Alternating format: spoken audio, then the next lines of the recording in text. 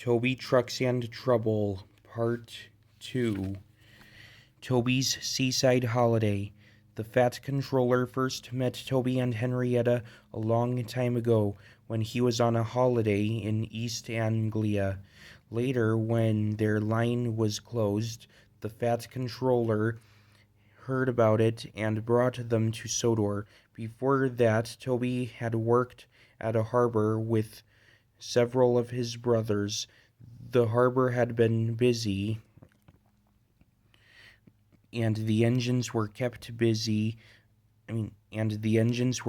bustling about, but Toby never really had a chance to exercise his pistons properly until he had his own line to run on. One day, Toby was resting alone in the shed at Farquhar. That morning, Percy had been talking about the harbor at Knapford. Toby remembered the old days when he had worked at a harbor too. "I'm too old now to dash about like I did then," he thought, "backwards and forwards all day long between the harbor and the big station, with never any chance of a holiday. But I did go to the seaside once," he remembered, "for a while anyway."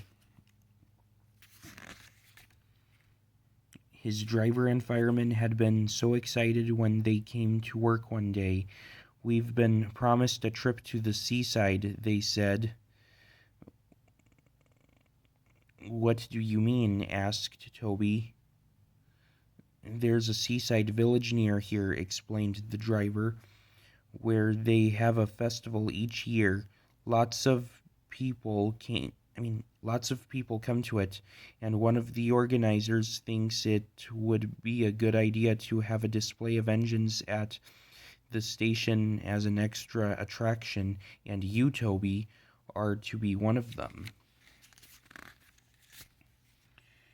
Toby went to the shed at the big station. He was given new paint, a new bell, and his brass work was polished until his driver could see himself in it. "You haven't looked so smart for years," he said. "I nearly didn't recognize you." They set out for the junction where the branch line to the village began. As they arrived, a train came in from the branch. The engine was younger than Toby, but he was dirty. His rods clanked and steam leaked from everywhere. "The poor engine," said Toby. "Can I help pull his next train to the seaside, please?" The station master agreed, so Toby was coupled in front.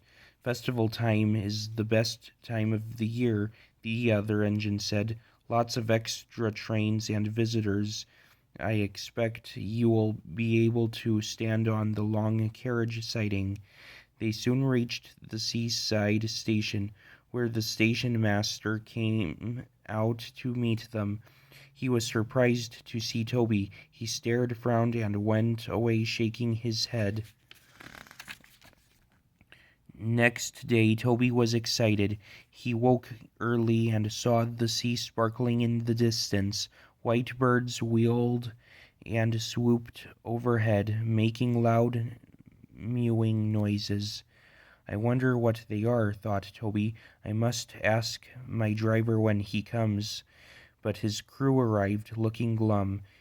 "It's all off, Toby," his driver said. "They say there's nowhere for you to stand." But what's wrong with where I am?" wailed Toby. "I'm not in anybody's way here." It's just an excuse, I reckon," said Toby's driver, lowering his voice. "The real trouble is you're too smart, Toby. They're afraid you'll show their branch line up."